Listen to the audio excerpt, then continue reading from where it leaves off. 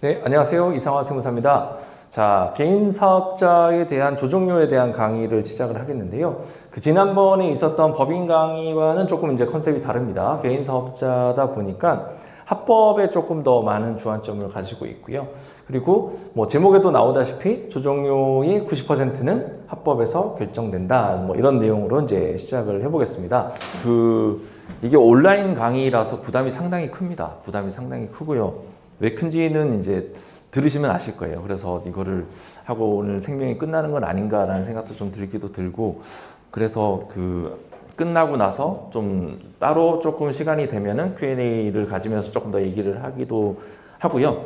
상당히 스탠다드하게 진행을 하겠습니다. 상당히 스탠다드하게 진행을 하고, 그리고 사실 조정료 강의라고 오셨는데 영업 강의에 조금 더 가깝습니다. 왜 영업이라고 표현을 하냐면은 X시장이라고 있어요. X시장이 뭐냐면은 이미 내 고객이 된 사람들에게 더 받을 수 있는 그 시장이 이제 새로운 영업이라고 생각을 하거든요.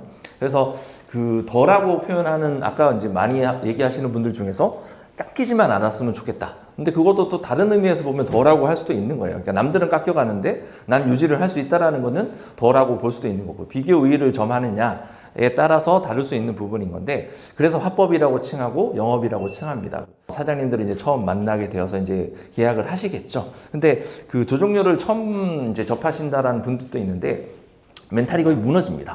멘탈이 왜 무너지냐면은 내가 알던 사람이 아니에요.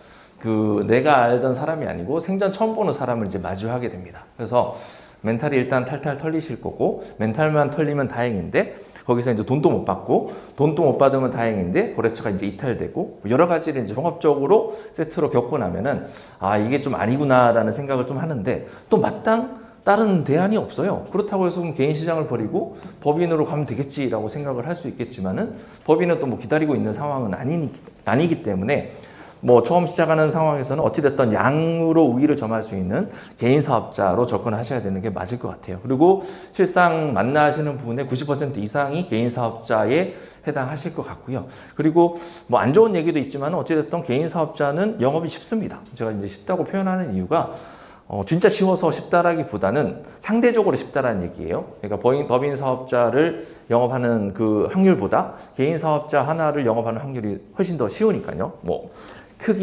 기장료의 크기를 차치하고요. 네, 말이 좀 길었는데요. 어찌됐든 말이 긴 이유 중에 하나도 이 강의 자체를 좀 법인 조정을 이제 들었지 않습니까? 그래서 아마 비슷한 게 펼쳐질 것이다. 뭐 이렇게 뭔가를 분석을 해서 이렇게 해서 일을 많이 했으니까 돈을 많이 주세요. 이제 사장님들한테도 통하지를 않아요. 누가 하라고 그랬냐? 뭐 이제 짜증만 내고, 뭔 소리냐? 도대체 세금이 얼마냐? 뭐 100만 원만 넘어가면 일단 많습니다. 세금이 100만 원이 넘는다는 걸 상상을 하실 수 없어요. 이분들 자체가. 뭐 부가세는 700을 내더라도 종합소득세는 100만 원을 넘어갈 수가 없어요. 이게 거의 상식적으로 거의 형성이 되어 있다라는 부분인 거죠. 그래서 그런 부분들이 저희 직원들이 커버가 안 됩니다. 아마 안 될 겁니다. 직접 하셔도 아마 커버가 잘 안 되시고, 그거를 그나마 직접 기장을 하시면서 고객을 이제 컨트롤 하신 분이라면은 세무사가 했으니까 이래저만 해서 좀 납득을 시키고 이제 이런 과정을 지나셨겠죠. 뭐 이제 그런 분들이 있습니다. 아무튼 그래서 개인 사업자에 대한 조정료에 대한 강의는 사실 좀 영업 강의에 조금 더 가깝다, 이렇게 보시면 될 것 같고요. 생각보다 뭔가 대단한 게 없다, 이렇게 보셔도 되고요. 그러면 왜 강의를 하고 왜 왔냐, 이제 이렇게 생각할 수 있겠죠. 그래서 호불호가 완전히 갈립니다. 어떤 사람은 들었을 때 됐다, 아까 이만섭 세무사님처럼 이거다, 이렇게 하시는 분들이 있고요. 뭐야, 나 여기 왜 왔지? 이런 분들이 있습니다. 그래서 철저하게 이제 갈림길에 놓여질 수가 있기 때문에 그거를 이제 참고해 주시기 바라고요. 듣다가 도저히 이건 아닌 것 같다 라고 판단이 되시면은 빨리 나가셔도 됩니다. 빨리 나가시고 최정화 세무사님한테 환불을 요청해 주셔도 됩니다. 네, 그렇게 되는 부분인 거고, 그리고 이제 금액도 상대적으로 상당히 많이 낮췄어요. 낮춘 이유가 제가 좀 편하기 위해서 좀 낮췄습니다. 그래서 예전에는 제가 알기로는 169만 원이었던 것 같은데, 그 금액을 받고 해야 된다고 생각을 했는데 막상 하고 나니까 아까처럼 이제 딱 갈리더라고요. 어떤 사람은 너무 좋다, 어떤 사람은 뭐야, 이렇게 되는 상황이 되니까. 근데 확실한 거는 한 45만 원 정도의 느낌은 뭐 분명히 가져갈 수 있을 것이다. 어떤 포인트 하나만 잡아도 그 정도는 충분히 올라갈 수 있으니까. 거래처가 한계가 있지는 않으실 거잖아요. 그래서 뭐 10개 대비해서 그 정도의 느낌은 무조건 올라갈 수 있을 것이다 라는 의미를 가지고 시작을 해보도록 하겠습니다. 뭐 낯뜨겁지만은 뭐 잠깐 1초만 설명하고 가겠습니다.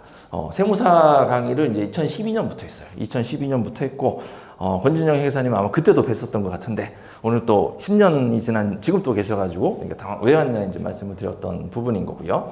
제가 주력으로 하는 거는, 컨설팅 쪽에 많이 합니다. 그래서 상법하고 세법하고 콜라보되는 그 영역을 좀 많이 하고 있고요. 그럼에도 불구하고 이제 제 자식과 같았던 이 조정료에 대한 부분에 대해서 좀 이제 하려고 하고 있고요.